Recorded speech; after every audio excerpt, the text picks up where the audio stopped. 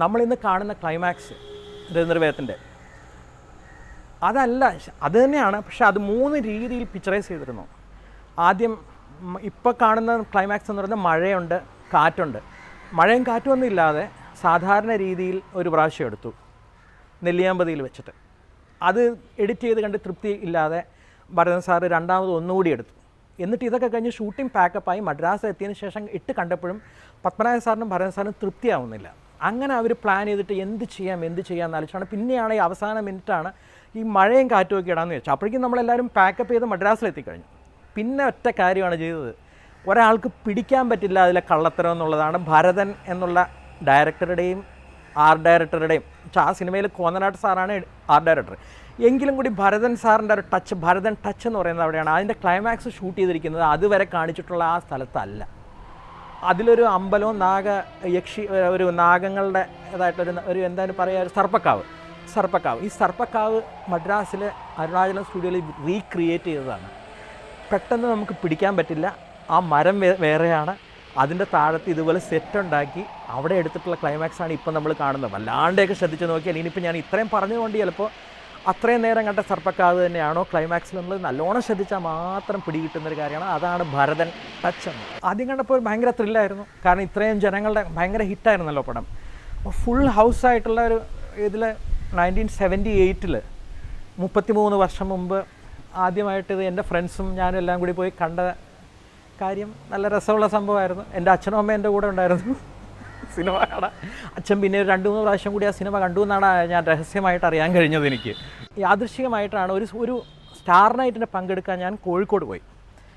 അവിടെ ഞാൻ 2 പാട്ട് പാടി. ഒന്ന് മുഹമ്മദ് റാഫി സാഹിബ് പാടിയ ചാഹുങ്കമേ തുജെ, പിന്നെ ദാസേട്ടൻ പാടിയ സ്വപ്നങ്ങളെ വീണുറങ്ങും. ഈ 2 പാട്ട് പാടി കഴിഞ്ഞപ്പോൾ ജനം ഭയങ്കര കയ്യടി. കാരണം അവരൊരു നടനെന്ന് പ്രതീക്ഷിച്ചതിനേക്കാൾ കുറച്ചുകൂടി കൂടുതൽ ബെറ്ററായിട്ട് കേട്ടതുകൊണ്ടായിരിക്കണം.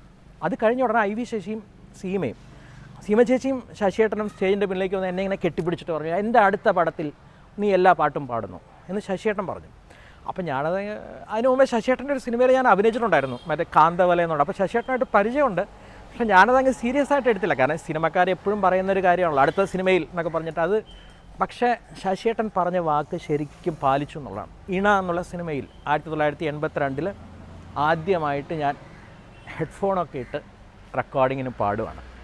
അതിൻ്റെ ഏറ്റവും വലിയ രസം എന്ന് പറയുന്നത്, ഈ പാട്ട് പാടാൻ തീരുമാനിക്കുന്നത് എന്നെ വിളിച്ച് പറയുന്നു. പാട്ട് ഞാൻ AT ഉമ്മുക്കയാണ് എൻ്റെ മ്യൂസിക്, ബിച്ചുവേട്ടനാണ് എഴുതിയിരിക്കുന്നത്. അവിടെ പോയി ഉമ്മുക്കയുടെ വീട്ടിൽ പോയി പാട്ടൊക്കെ പഠിച്ചു. ഒരു 2 ദിവസം കൂടി ഉണ്ട് റെക്കോർഡിങ്ങിന്, നേരത്തെയൊക്കെ പഠിച്ചു വെച്ചു. റെക്കോർഡിങ്ങിനന്ന് ഇതിങ്ങനെ ആലോചിച്ച് എനിക്ക് പനി, ഒരു 104 ഡിഗ്രി പനി. അപ്പോൾ അന്നത്തെ കാലത്ത് ഈ ലോങ് പ്ലേ റെക്കോർഡ് ഇറങ്ങിയത് ഇപ്പോഴും ഇണയുടെ റെക്കോർഡ് നോക്കിക്കഴിഞ്ഞാൽ അതിൻ്റെ പിന്നിൽ അന്ന് ഞാൻ ഹെഡ്ഫോൺ ഇട്ട് പാടുന്നൊരു ഫോട്ടോ അന്ന് എടുത്തതുണ്ട്. അത് കണ്ടാൽ പ്രത്യേകിച്ച് പറഞ്ഞു തരേണ്ട കാര്യമില്ല, ഒരു കോഴി കഞ്ചാവടിച്ച പോലെ എന്നൊക്കെ നമ്മൾ പറയില്ല, അതുപോലുള്ള രൂപത്തിലാണ് വെള്ളിച്ചില്ലും വിതറി എന്നുള്ള ഗാനമാണ് ഞാൻ ആദ്യമായിട്ട് ഭരണി സ്റ്റുഡിയോയിൽ വെച്ച്, അതെ നമ്മുടെ ശ്രീനിവാസൻ പറഞ്ഞ അതേ ഭരണി സ്റ്റുഡിയോയിൽ വെച്ചിട്ട് ആദ്യമായിട്ട് ഞാൻ പാടും. ഉമ്മുക്ക എന്ന് പറയുമ്പോൾ നമുക്കൊരു ഇത്രയും സോഫ്റ്റായിട്ടൊരു മനുഷ്യനില്ല. അദ്ദേഹത്തിൻ്റെ കൈ ഇങ്ങനെ പിടിച്ച് സംസാരിക്കുമ്പോൾ നമുക്കറിയാൻ പറ്റും വളരെ സോഫ്റ്റാണ് ആ കൈ. അതുപോലെ തന്നെയായിരുന്നു അദ്ദേഹത്തിൻ്റെ മനസ്സും. അത്രയും ഒരു നമുക്ക് എന്താ പറയുക, അത്രയും ഫ്രീ ആയിട്ട് നമുക്ക് എന്ത് വേണമെങ്കിൽ അദ്ദേഹം നമ്മളെ ഫ്രീ ആയിട്ട് പാടാൻ അനുവദിക്കും. ഇത്രയും നല്ലൊരു മനുഷ്യനെ നമ്മൾ കണ്ടിട്ടില്ല. അപ്പോൾ അദ്ദേഹത്തിന് വേണമെങ്കിൽ പറയാമായിരുന്നു, അദ്ദേഹം ആ സമയത്ത് വളരെ ഫേമസ് മ്യൂസിക് ഡയറക്ടറാണ്, വേണമെങ്കിൽ പറയാമായിരുന്നു അങ്ങനെ പുതിയ പാട്ടുകാരനെ വെച്ചൊന്നും പാടിക്കാൻ പറ്റില്ല, എനിക്ക് യേശുദാസ് തന്നെ പാടണം എന്നൊക്കെ പറയാമായിരുന്നു. പക്ഷെ അദ്ദേഹത്തിൻ്റെ നല്ല മനസ്സുകൊണ്ട് കൂടിയാണ് എനിക്ക് ഇണ എന്നുള്ള സിനിമയിൽ 3 പാട്ട് പാടാൻ പറ്റിയത്. ഈ പാട്ട് അരളിപ്പൂങ്കാടുകൾ എന്നുള്ള ഗാനം.